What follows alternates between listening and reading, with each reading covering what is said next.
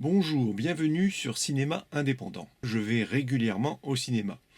Je ne vais pas voir tout ce qui sort, j'effectue une sélection, mais je dois voir environ 3 ou 4 films par semaine. C'est ainsi que j'ai remarqué certaines tendances dans le cinéma et particulièrement dans le cinéma français. Ce qui m'a frappé en 2024, c'est que parmi les films français sortis, il y a eu beaucoup de remakes.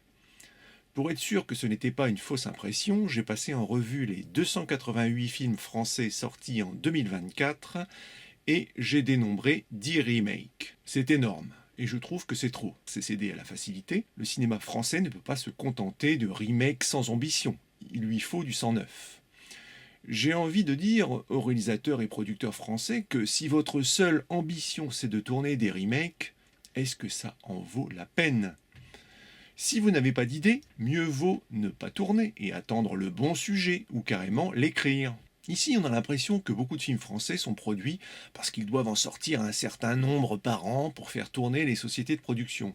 Et c'est dommage pour le cinéma français et pour les spectateurs qui en ont marre de voir des films sans originalité et sans ambition. Comme je me suis donné beaucoup de mal pour répertorier les 10 films français sortis en 2024 qui sont des remakes, je vais vous les détailler un par un.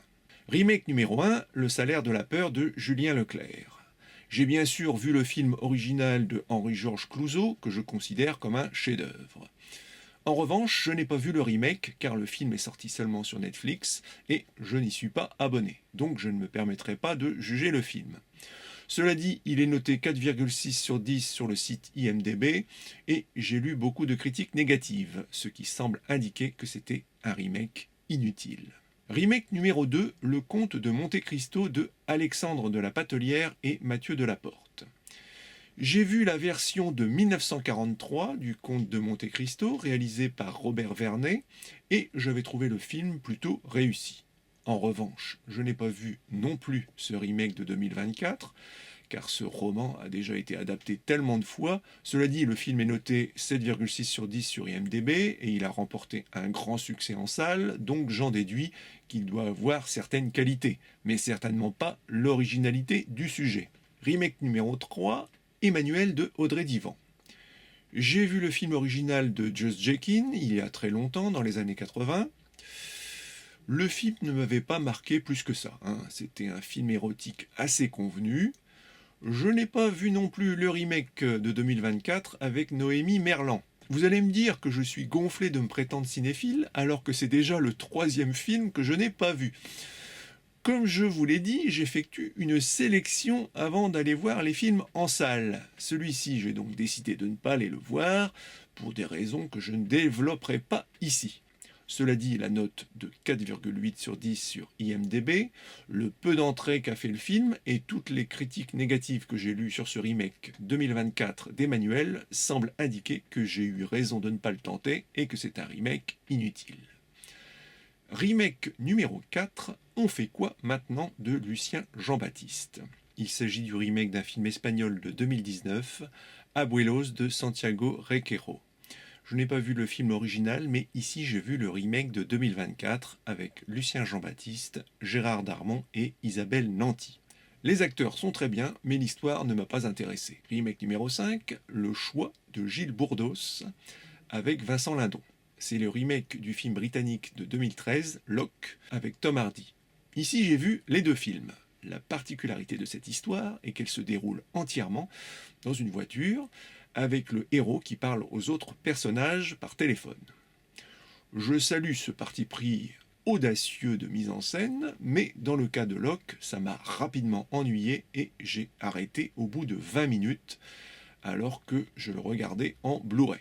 En revanche, pour le remake de 2024, j'ai regardé jusqu'au bout. Peut-être que le jeu de Vincent Lindon m'a plus captivé que celui de Tom Hardy.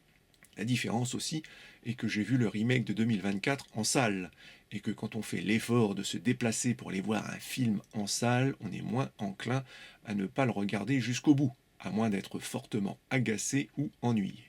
Même si j'ai donc vu le film jusqu'au bout, il ne m'a pas convaincu pour autant. En dehors du parti pris de mise en scène originale et de la performance d'acteur de Vincent Lindon, le film n'a pour moi aucun intérêt. J'en entends qui vont me dire que je ne suis pas malin d'aller voir le remake d'un film dont je n'ai même pas réussi à regarder l'original en entier. Remarque fort pertinente, mais ici l'explication est simple. Quand je suis allé voir ce film, je ne savais pas qu'il s'agissait du remake de Locke. La plupart des remakes actuels sont des remakes de films étrangers inconnus en France, et si on n'est pas attentif au moment du générique, où il est indiqué que c'est le remake d'un autre film, eh bien cela peut passer totalement inaperçu. Ce qui est souvent le cas généralement car les gens prêtent peu attention aux mentions du générique. Mais dans le cas du film avec Vincent Lindon, c'est au bout de quelques minutes que je me suis souvenu que c'était une histoire que j'avais déjà vue dans un autre film. Remake numéro 6. 6 jours de Juan Carlos Medina avec Sami Bouajila. C'est le remake d'un film de 2013, Monktadjou. Ici, je n'ai pas vu l'original, mais j'ai bien vu le remake de 2024 avec Sami Bouajila.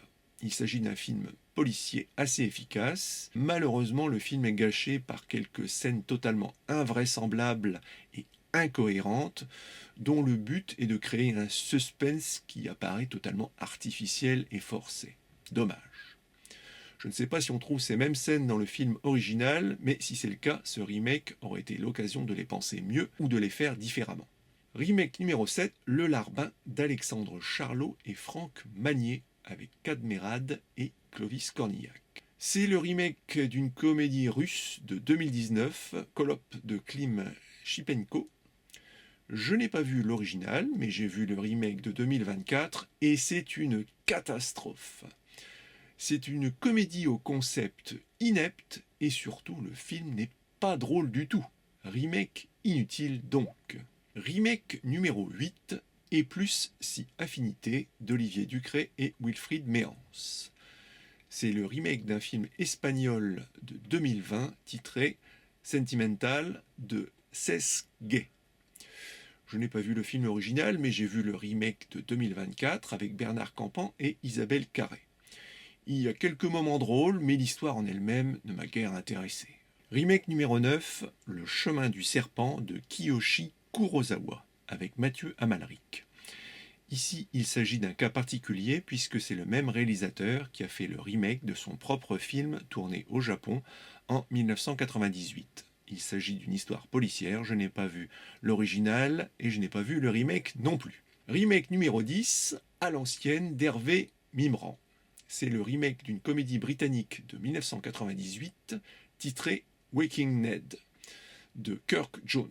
Je n'ai pas vu l'original, mais j'ai vu le remake de 2024 avec Gérard Darmon et Didier Bourdon. L'humour tombe souvent à plat et la scène où Didier Bourdon prend l'accent britannique au téléphone est ridicule. Elle ne fait pas rire du tout. C'est d'autant plus pathétique qu'ici c'est quasiment une copie du gag du dîner de con où Jacques Villeray prend l'accent belge au téléphone. Si le gag fonctionne parfaitement dans le dîner de con, ici c'est une catastrophe. Remake inutile donc.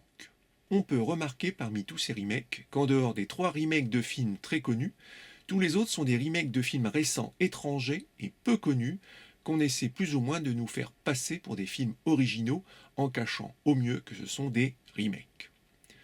Bref, j'en ai marre de ces remakes, je veux des films français originaux qui ont de l'ambition. J'espère donc que cette tendance au remake va cesser rapidement, ce qui devrait être le cas, car à l'exception du Comte de Monte-Cristo, ils n'ont pas marché.